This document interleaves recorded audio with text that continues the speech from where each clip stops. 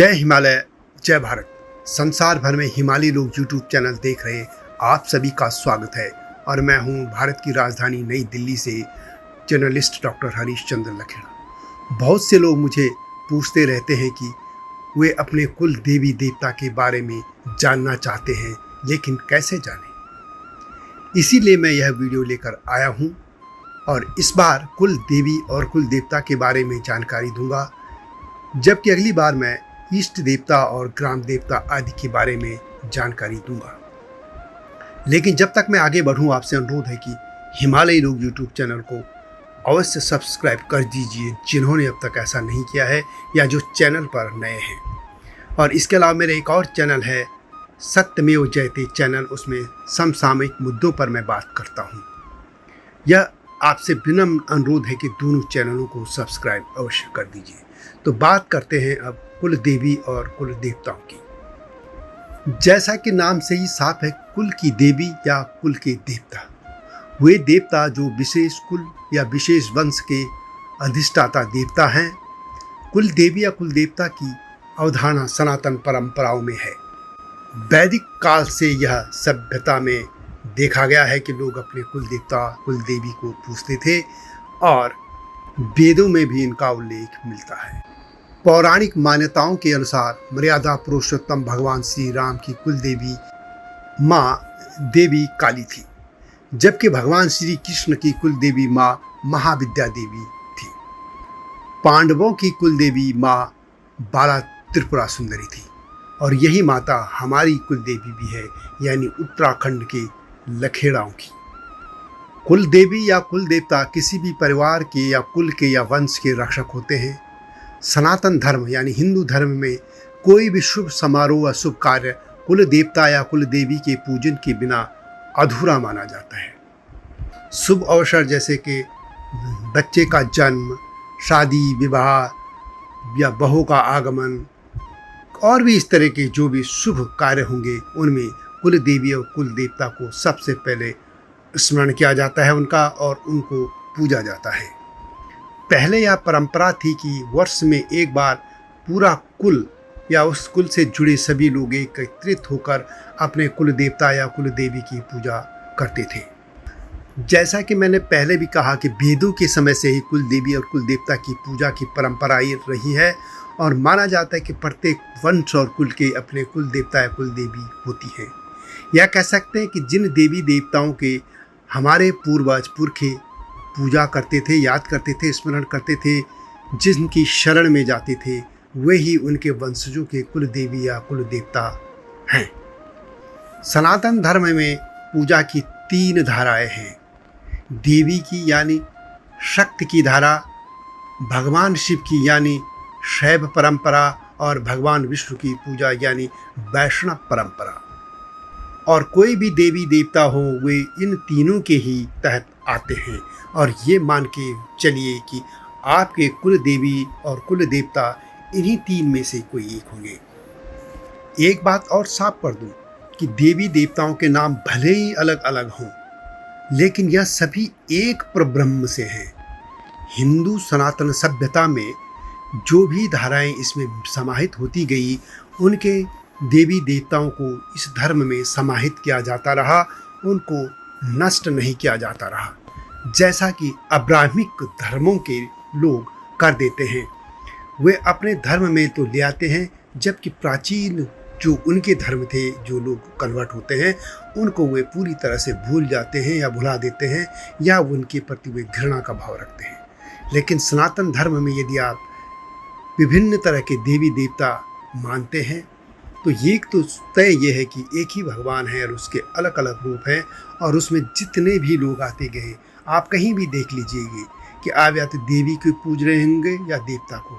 और यह पहला सनातन धर्म है विश्व का जिसमें देवी को भी यानी मातृशक्ति को भी पूजा जाता है। बाकी किसी अन्य धर्म में ऐसा नहीं है।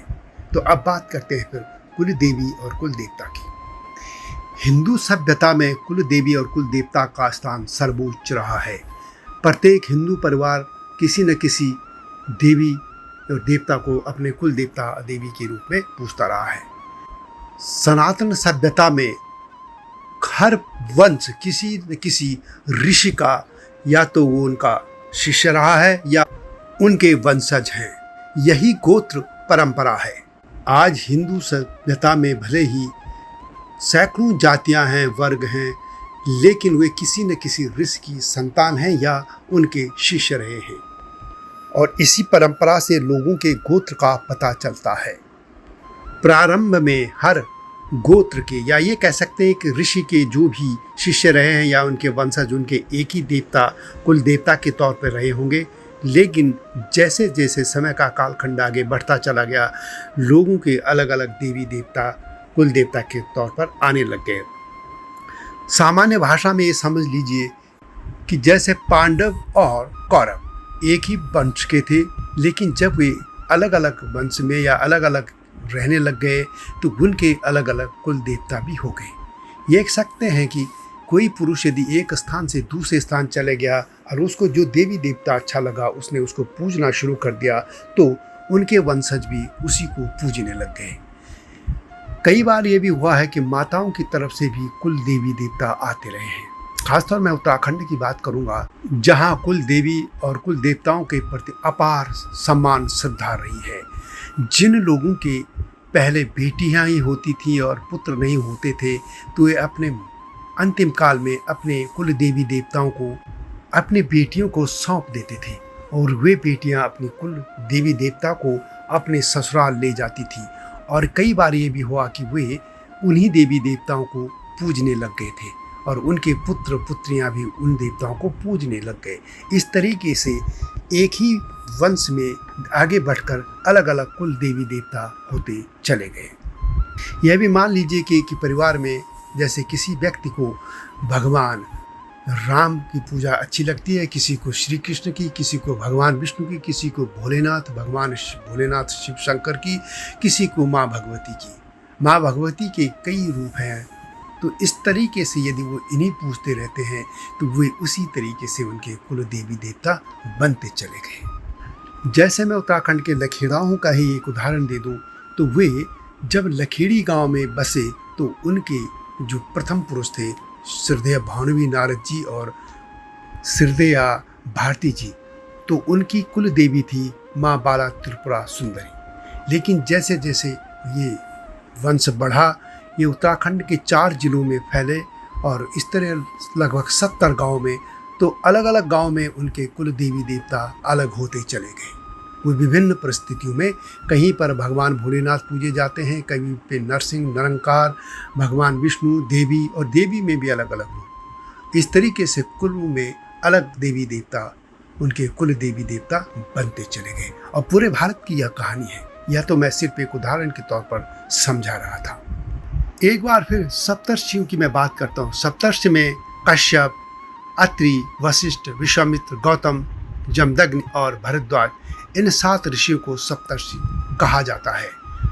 पौराणिक ग्रंथों में इन्हीं का उल्लेख मिलता है और ये मान के चलिए कि प्रारंभिक काल में इन्हीं 7 ऋषियों के वंशज या उनके शिष्य ही इन्हीं गोत्रों में थे और धीरे धीरे इनके सब ग्रुप होते चले गए।